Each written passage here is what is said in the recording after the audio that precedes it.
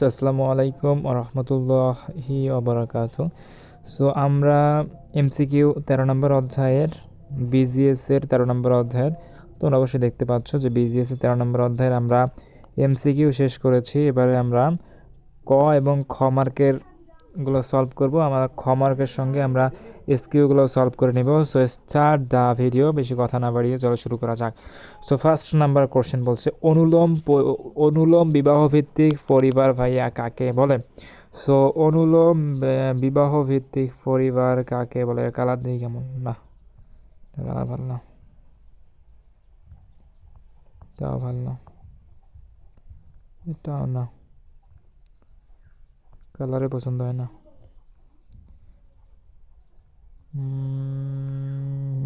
ওকে, so আমরা এই কালারটা দিয়ে দেখি।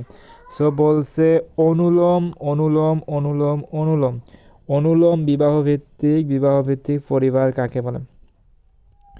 সো ভাই অনুলোম বিবাহ ভিত্তিক পরিবার কাকে বলে, দেখো এটা দুইটা বোর্ডে আসছিল। সো আমরা দেখি। বলছে নিচু বর্ণের পাত্রীর সাথে কি হবে ভাইয়া, নিচু বর্ণের পাত্রী হবে। পাত্রী কি হবে, নিচু বর্ণের হবে। পাত্রীটা হবে আমাদের নিচু বর্ণের। ওকে, বলছে নিচু বর্ণের পাত্রীর সাথে নিচু বর্ণের পাত্র বলছে নিচু বর্ণের পাত্রের সাথে উঁচু বর্ণের পাত্রীর বিয়ের মাধ্যমে গঠিত পরিবারকে অনুলোম পরিবার বলে। সো অনুলোম পরিবার কোনটাকে বলে, আমরা একটা পয়েন্ট মনে রাখবো। অনুলোম পরিবার যখন পাত্র নিচু বংশ। অনুলোম মানে প্রতিলোম বলছে এখানে, প্রতিলোম মানে হচ্ছে যখন পাত্র ছোট। নিচু বর্ণ মানে নিচু বর্ণের যখন পাত্র তখন সেটা হচ্ছে ভাইয়া অনুলোম। আর যখন উঁচু বর্ণের পাত্র তখন হচ্ছে ভাইয়া এটা এখানে আমার বারবার ভুল দিয়েছে। যখন নিচু বর্ণের পাত্র তখন এটা হচ্ছে প্রতিলোম, আর যখন উঁচু বর্ণের পাত্র তখন ওইটা হচ্ছে অনুলোম। ওকে, তাহলে নিচু বর্ণের পাত্রের সাথে নিচু বর্ণের পাত্রের সাথে উঁচু বর্ণের পাত্রীর বিয়ের মাধ্যমে গঠিত পরিবারকে প্রতিলোম বিবাহ ভিত্তিক পরিবার বলে। নিচু বর্ণের পাত্রের সাথে উঁচু বর্ণের পাত্রীর বিবাহের মাধ্যমে গঠিত পরিবারকে অনুলোম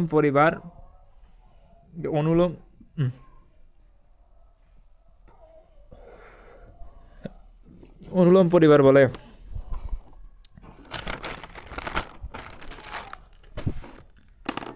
ওকে ওকে, তাহলে হচ্ছে অনুলোম পরিবার গেল। এবারে নেক্সটে বলছে কি বলছে, হ্যাঁ, সো আমাদের অনুলোম পরিবার গেল। এবার আমাদের নেক্সটে বলছে যে পরিবার কাকে বলে। মোটামুটিভাবে স্বামী স্ত্রীর একটি স্থায়ী সংগঠন বা প্রতিষ্ঠান যেখানে সন্তান সন্ততি থাকতে পারে অথবা নাও থাকতে পারে তাকে পরিবার বলে। মোটামুটিভাবে মানে কোনো রকমভাবে স্বামী স্ত্রীর একটি স্থায়ী সংগঠন বা প্রতিষ্ঠান। মোটামুটিভাবে স্বামী স্ত্রীর একটি স্থায়ী সংগঠন বা প্রতিষ্ঠান মোটামুটিভাবে স্বামী স্ত্রীর একটি স্থায়ী সংগঠন বা প্রতিষ্ঠান যেখানে সন্তান সন্ততি থাকতেও পারে আবার নাও থাকতে পারে। তাহলে হচ্ছে কি পরিবার কাকে বলে, পরিবার কাকে বলে মানে মিনিটের টার্গেট আছে, আমরা একটা করে কোশ্চেন 1 মিনিটে মুখস্থ করবো। সো পরিবার কাকে বলে, মোটামুটি স্বামী স্ত্রী নিয়ে একটি স্থায়ী সংগঠন বা প্রতিষ্ঠান। মোটামুটি স্বামী স্ত্রীর একটি স্থায়ী সংগঠন বা প্রতিষ্ঠান যেখানে সন্তান থাকতেও পারে বা নাও থাকতে পারে। ওকে, তাহলে মোটামুটিভাবে স্বামী স্ত্রীর একটি স্থায়ী সংগঠন বা প্রতিষ্ঠান যেখানে আমাদের কি সন্তান থাকতেও পারে আবার নাও থাকতে পারে। বলছে আদর্শ পরিবার কাকে বলে। একক বা অনু পরিবারকে ভাই আদর্শ পরিবার বলে। একক বা অনু পরিবারকে আদর্শ পরিবার বলে। বর্তমান সমাজ দেখো আদর্শ পরিবার বলে, যেখানে একক পরিবার সেটাকে আদর্শ পরিবার বলা হয়। বলছে একপত্নী পরিবার কাকে বলে। একজন পুরুষের সাথে একজন নারীর বিবাহের মাধ্যমে যে পরিবার গঠিত হয়। এক পত্নী মানে কিন্তু পত্নী মানে বোঝানো হয় নারী। সো একপত্নী পরিবার কাকে বলে, একজন পুরুষের সাথে একজন নারীর বিবাহের মাধ্যমে যে পরিবার গঠিত হয় তাকে একপত্নী পরিবার বলে। এই দেখো বলছে অনুলোম পরিবার কাকে বলে। আমরা পাইছিলাম না প্রথম প্রতিলোম। সো প্রতিলোম কোনটা ছিল ভাই? প্রতিলোম ছিল যে পাত্র নিচু বংশের এবং পাত্রী উঁচু বংশের, নিচু বংশের পাত্রীর সঙ্গে উঁচু বর্ণের পাত্রীর যখন উঁচু বংশের পাত্রীর যখন বিয়ে হয় তখন সেটাকে ভাইয়া বলা হয় প্রতিলোম। আর অনুলোম কোনটাকে বলা হয়? উঁচু বর্ণের পাত্রের সাথে নিচু বর্ণের পাত্রীর বিয়ের মাধ্যমে যে পরিবার গঠিত হয়, উঁচু বর্ণের পাত্রের সঙ্গে নিচু বর্ণের পাত্রীর বিবাহের মাধ্যমে যে পরিবার গঠিত হয় তাকে ভাইয়া কী বলা হয়? অনুলোম পরিবার বলা হয়। বলছে কর্তৃত্বের ভিত্তিতে পরিবার কয় প্রকার হয়? কর্তৃত্বের ভিত্তিতে হচ্ছে পরিবার দুই প্রকার। কর্তৃত্বের ভিত্তিতে পরিবার কয় প্রকার? দুই প্রকার। এটা হচ্ছে পিতৃতান্ত্রিক, এটা হচ্ছে মাতৃতান্ত্রিক। সো কর্তৃত্বের ভিত্তিতে হচ্ছে দুই প্রকার। ওকে, নেক্সট বলছে পরিবার কি? পরিবার হলো সমাজ কাঠামোর মৌল সংগঠন। পরিবার কী ভাবে? পরিবার হলো সমাজ কাঠামো, এই জিনিসটা মনে রাখতে হবে। সমাজ কাঠামোর মৌলিক একক, সমাজ কাঠামোর মৌলিক একক, এটা এমসিকিউতে আমরা পাইছিলাম যে সমাজ কাঠামোর মৌলিক একক কি? সমাজ কাঠামোর মৌলিক একক কিন্তু হচ্ছে পরিবার। সমাজ কাঠামোর মৌলিক একক হচ্ছে পরিবার। সমাজের সবচেয়ে আদি প্রতিষ্ঠান কোনটি? সমাজের সবচেয়ে আদি প্রতিষ্ঠান সবার আগে পরিবারের জন্ম হয়েছিল। পরিবার থেকেই গ্রামের জন্ম হয়েছিল, গ্রাম থেকে হচ্ছে তোমাদের কী বলে সমাজের জন্ম হয়েছিল, সমাজ থেকে রাষ্ট্রের জন্ম হয়েছিল। এটা আমাদের এমসিকিউ প্যারাডাইমে এগুলো আরও বিস্তারিতভাবে বুঝাইছি, তো এখানে আর বুঝাইলাম না। যারা এমসিকিউটা দেখো না, এমসিকিউটা ফার্স্টে দেখে না। এমসিকিউ দেখার পর তোমরা এসকিউ আর ক দেখবা, ক আর এসকিউ দেখার পর তোমরা তারপরে সিকিউতে যাবা। ওকে, তারপর 9 নম্বর প্রশ্ন বলছে পরিবার কোন ধরনের সংগঠন? পরিবার হচ্ছে পরিবার হলো একটি ক্ষুদ্রতম সামাজিক সংগঠন। এই ক্ষুদ্রতম না দিলেও চলবে, বাট দেওয়াটা ইম্পর্টেন্ট। দিলেও চলবে, না দিলেও চলবে। তোমরা যদি দেওয়া যে পরিবার হলো একটি সামাজিক সংগঠন তা হবে, যদি দেওয়া পরিবার একটি ক্ষুদ্রতম সামাজিক সংগঠন তা হবে। সো আমি বলবো যে ক্ষুদ্রতমরা দিও। ওকে, তারা বলছে অন্তঃগোত্রভিত্তিক বিয়ে কোন সমাজে দেখা যায়, কোন সমাজে প্রচলিত? অন্তঃগোত্র বলতে কি ভাই? অন্ত মানে হচ্ছে ভিতর, গোত্র মানে তো বুঝতেছো বংশ। সো ভিতরের বংশ মানে নিজের বংশ এখানে বোঝানো হয়েছে। নিজের বংশের মধ্যে বিয়ে কোন সমাজে প্রচলিত হয়? এটা হচ্ছে হিন্দু সমাজে। হিন্দু সমাজে কিন্তু এটা দেখা যায়, জাত ভেদে তাদের করা হয় যে উঁচু বংশের মেয়ের সাথে নিচু বংশের এই টাইপের বিষয়গুলো আর কি। হিন্দু হিন্দু হিন্দু সমাজে দেখা যায়, হিন্দু সমাজে বেশি প্রচলিত। ওকে, নেক্সট বলছে সমাজের মৌলিক সংগঠন হিসেবে পরিবার, ওই আর কি ওইটা আর কি ঘুরাই দিছে। ওইখানে ছিল যে পরিবার কি ওইখানে তাদের পরিবার হচ্ছে সমাজের মৌলিক সংগঠন, আর এইখানে ডিরেক্ট বলছে যে সমাজের মৌলিক সংগঠন কোনটি? এটা পরিবার। ওকে, নেক্সট তাহলে যে মাতৃতান্ত্রিক পরিবার কাকে বলে? যে পরিবারের সামগ্রিক ক্ষমতা ও কর্তৃত্বের ভার মায়ের হাতে থাকে। যে পরিবারে সামগ্রিক ক্ষমতা ও কর্তৃত্বের ভার মায়ের হাতে থাকে। যে পরিবারের সামগ্রিক ক্ষমতা, সামগ্রিক মানে সকল ক্ষমতা, এভাবে দিতে পারো যে পরিবারের সকল ক্ষমতা ও কর্তৃত্বের ভার মায়ের হাতে থাকে। সামগ্রিক কথা না উল্লেখ করলে এখানে সকল যদি দাও তুমি তাও হবে।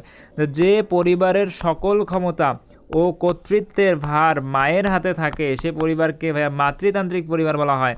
কী তান্ত্রিক পরিবার বলা হয়? মাতৃতান্ত্রিক পরিবার বলা হয়। নেক্সটে বলছে আকারের ভিত্তিতে পরিবার কয় প্রকার? আকারের ভিত্তিতে পরিবার হচ্ছে 3 প্রকার।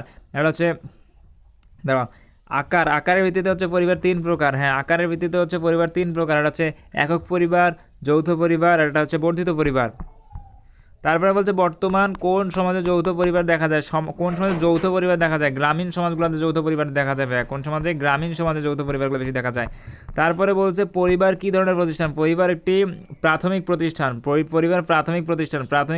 প্রাথমিক মানে হচ্ছে একদম প্রাথমিক মানে হচ্ছে একদম নিম্ন মানে একদম মেইন প্রতিষ্ঠান, যেটা কেন্দ্র বলা হয়, সেই কেন্দ্রটাই হচ্ছে প্রাথমিক প্রতিষ্ঠান। সো পরিবার কোন ধরনের প্রতিষ্ঠান? আছে প্রাথমিক প্রতিষ্ঠান। বলছে নয়াবাস পরিবার কাকে বলে? বিবাহিত দম্পতি স্বামী বা স্ত্রী কারো পিতার বাড়িতে বাস না করে গৃহীত বাড়িতে বাস করলে যে পরিবার সৃষ্টি হয় তাকে বলা হবে নয়াবাস পরিবার। নয়াবাস পরিবার কাকে বলে? বিবাহিত দম্পতি স্বামী বা স্ত্রী কারো পিতার বাড়িতে বাস না করে পৃথক বাড়িতে বাস করলে যে পরিবারের সৃষ্টি হয় তাকে বলা হয় ভাইয়া কি? নয়াবাস পরিবার। সো আমরা জানি পরিবার হচ্ছে 3 প্রকার। একটা হচ্ছে এই টাইপের পরিবার হচ্ছে 3 প্রকার। এটা হচ্ছে নয়াবাস, যখন নতুন কোনো জায়গায় যা পরিবার গঠন হয় নয়াবাস। এটা হচ্ছে মাতৃবাস হচ্ছে তোমার নানু বাড়িতে, আর পিতৃবাস হচ্ছে তোমার দাদু বাড়িতে। ওকে, সো এটা কমপ্লিট না? ওকে, নয়াবাস কি গেল। তারপরে হচ্ছে আমাদের নেক্সটে বলছে প্রতিলোম বিবাহভিত্তিক পরিবার কাকে বলে? নিচু বর্ণের পাত্রের সঙ্গে উঁচু বর্ণের পাত্রীর বিবাহের মাধ্যমে যে পরিবার, প্রতিলোম বিবাহ ভিত্তিক পরিবার, এটা আমরা আগেও পাইছিলাম। এখানে বিবাহ ভিত্তিকটা উল্লেখ ছিল না, শুধু বলা ছিল যে প্রতিলোম পরিবার কাকে বলে। তো এখানে বিবাহ ভিত্তিকটা উল্লেখ করে দেওয়া আছে। সো এটা দেখে যে কেউ মানে একটু কনফিউজে পড়ে যাওয়া যে ওইটাই হবে না অন্য কেউ হবে, অন্য কিছু হবে, তাদের জন্য বলে দেয় যে এটা হুদাই দিছে আর কি বলা যায়, ওটা কোনো ম্যাটার করে না। বিবাহভিত্তিক পরিবার মানে নিচু বর্ণের পাত্রের সঙ্গে উঁচু বর্ণের পাত্রীর বিবাহ, এটাই হচ্ছে তোমাদের প্রতিলোম পরিবার। তারপরে বলছে একপত্নী পরিবার। একপত্নী পরিবার কাকে বলে? একপত্নী পরিবার ভাবে কোনটা? যখন একজন নারী এবং একজন পুরুষ থাকে। সেখানে দেখো বলছে যে একজন পুরুষের সাথে একজন নারীর বিবাহের মাধ্যমে যে পরিবার গঠিত হয়, একজন পুরুষের সাথে একজন নারীর বিবাহের মাধ্যমে যে পরিবার গঠিত হয় ভাইয়া তাকে বলা হয় একপত্নী পরিবার। ওকে ওকে ওকে, আমরা এখানে দেখতে পাচ্ছি আর কিছু নাই, আমরা এখানে দেখতেছি। সো এই যে আছে বলছে টপিকসগুলো আলাদা করে দেওয়া আছে দেখতে পাচ্ছি। সো এখানে বলা হয় যে পরিবারের সাধারণ কার্যাবলী থেকে কি আছে। তো আমাদের তো তাহলে অনেকগুলো আছে, আমরা একটু দাঁড়াও দেখি। হ্যাঁ এখানে মোটামুটি অনেকগুলো আছে, তো আমরা বোর্ডগুলো শুধু সলভ করি, মোটামুটি অনেক আছে এখানে। So now let's start. বলছে গোত্রীয় জীবনের প্রধান ধাপ কোনটি? গোত্রীয় জীবন, ওই যেভাবে বললাম না যে প্রথম ধাপ হচ্ছে পরিবার থেকে তোমার একটা গোত্রের সৃষ্টি হয়েছে, গোত্র থেকে সমাজের সৃষ্টি হয়েছে, গোত্র থেকে একটা গ্রামের সৃষ্টি হয়েছে, গ্রাম গোত্র আর কি একই টাইপের আর কি। তারপরে সমাজের সৃষ্টি হয়েছে, সমাজ থেকে রাষ্ট্রের সৃষ্টি হয়েছে। তাহলে বলছি গোষ্ঠী জীবনের প্রধান ধাপ হচ্ছে আমাদের পরিবার থেকে আমাদের সব কিছু শুরু। সো কে এখানে আর ভোট নাই। সো নেক্সট টপিকে আমরা যাই। নেক্সট টপিক থেকেও কোনো বোর্ড কোশ্চেন নাই। সো এই বোর্ড কোশ্চেন এখান থেকে আসে নাই। সো এগুলো নন ইম্পর্টেন্ট না এগুলো। সো তারপরে বলছে দেখো এই যে সামাজিকীকরণের প্রক্রিয়া, তোমাদের এমসিকিউ পারপাসে বলছিলাম যে এটা মাস্ট মোর ইম্পর্টেন্ট। সো দেখো এখানে বলছে মিথস্ক্রিয়া কাকে বলে? একজন মানুষের আচার আচরণ ও ব্যবহার দ্বারা অন্যরা প্রভাবিত হয়, এভাবে একজনের দ্বারা অন্যের প্রভাবিত হওয়াকে হয় মিথস্ক্রিয়া বলে। আমি তোমাদের একটা উদাহরণ দিছিলাম যে যারা সায়েন্সের স্টুডেন্ট, আমি এমসিকিউটাতে বলছিলাম যে যারা সায়েন্সের স্টুডেন্ট তারা ওই উদাহরণটা বুঝতে পারছো। সো ওখানে আমি বলছিলাম যে জীব ও জড়ের কথা, আর এখানে বলছে যে মানুষের আচার আচরণ ও ব্যবহার দ্বারা অন্যকে প্রভাবিত করা। আর এখানে কিন্তু ভাইয়া শুধু জড়ের কথাই বলছে, মানে মানুষের কথাই বলছে, একজন মানুষ যে আরেকজনকে প্রভাবিত করে, এটাকে বলতে মিথস্ক্রিয়া বলা হয়েছে আমাদের বিজিএস এর ভাষায়। কিন্তু আমাদের বায়োলজির ভাষায় বলা হয়েছিল কি জড় বস্তুর সঙ্গে জীব বস্তুর যে মানে যে প্রভাবটা বিস্তার করে। জড় বস্তু ছাড়া যেমন জীব চলে না, জীব ছাড়া যেমন জড় বস্তু চলতে পারে না।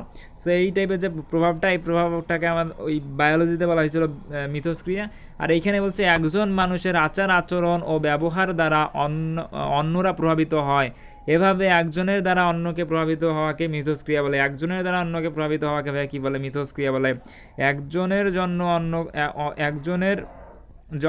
অন্য একজন প্রভাবিত হওয়াকে মিথস্ক্রিয়া বলে। একজনের দ্বারা অন্য একজন প্রভাবিত হওয়াকে মিথস্ক্রিয়া বলে। একজন মানুষের আচার আচরণ ও ব্যবহার দ্বারা অন্যকে প্রভাবিত করে। সর্বে দেখি মিথস্ক্রিয়া কাকে বলে? একজন মানুষের আচার আচরণ ও ব্যবহার দ্বারা অন্যরা প্রভাবিত হয়। একজন মানুষের আচার আচরণ ও ব্যবহার দ্বারা অন্যরা প্রভাবিত হয়, এভাবে একজনের দ্বারা অন্যের প্রভাবিত হওয়াকে মিথস্ক্রিয়া বলে। একজনের দ্বারা অন্যের প্রভাবিত হওয়াকে মিথস্ক্রিয়া বলে। একজনের দ্বারা অন্য প্রভাবিত হওয়াকে মিথস্ক্রিয়া বলে। সো ভাইয়া এই কোশ্চেনটা তোমাদের জন্য ইম্পর্টেন্ট, আমি এটা একটু স্টার দিয়ে রাখি। তো এটা একটু ভালো করে দেখবা, এটা একটু ইম্পর্টেন্ট, মাস্ট মোর ইম্পর্টেন্ট বলা যায়। যে মিথস্ক্রিয়াটা কাকে বলে, এটা আসতে পারে। মিথস্ক্রিয়া কাকে বলে? একজন মানুষের আচার আচরণ ও ব্যবহার দ্বারা অন্যরা প্রভাবিত হলে একজন মানুষের আচার আচরণ ব্যবহার দ্বারা অন্যরা প্রভাবিত হয়। একজন মানুষের আচার আচরণ ব্যবহার দ্বারা অন্যরা প্রভাবিত হয়। একজন মানুষের আচার আচরণ ও ব্যবহার দ্বারা অন্যরা প্রভাবিত হয়। একজন মানুষের আচার আচরণ ও ব্যবহার দ্বারা অন্যরা প্রভাবিত হয়। একজন মানুষের আচার আচরণ ও ব্যবহার দ্বারা অন্যরা প্রভাবিত হয়। এভাবে একজন দ্বারা অন্যকে প্রভাবিত হওয়াকে মিথস্ক্রিয়া বলে। একজন দ্বারা অন্যকে প্রভাবিত হওয়াকে কি বলা হয়? মিথস্ক্রিয়া বলা হয়। ওকে, এটা টানা মুখস্থ করে ফেলবা। তারপরে বলছে সাংস্কৃতিক পরিবেশ কি দিয়ে গঠিত হয়? মানুষের সৃষ্টি সকল উপাদানসমূহ নিয়ে সাংস্কৃতিক পরিবার গঠিত হয়। সাংস্কৃতিক পরিবার কি দিয়ে গঠিত হয়? মানুষের সৃষ্টি, মানুষ যা সৃষ্টি করে, মানুষের সৃষ্টি সকল উপাদান নিয়ে সাংস্কৃতিক পরিবেশ সৃষ্টি হয়। সাংস্কৃতিক পরিবেশ কি দিয়ে সৃষ্টি হয়? মানুষের সৃষ্টি সকল উপাদানসমূহ, মানুষের সৃষ্টি সকল উপাদানসমূহ নিয়ে সাংস্কৃতিক পরিবেশ সৃষ্টি হয়। মানুষের তৈরি সকল উপাদানসমূহ নিয়ে সাংস্কৃতিক পরিবেশ সৃষ্টি হয়। বলছে সামাজিক পরিবার কি?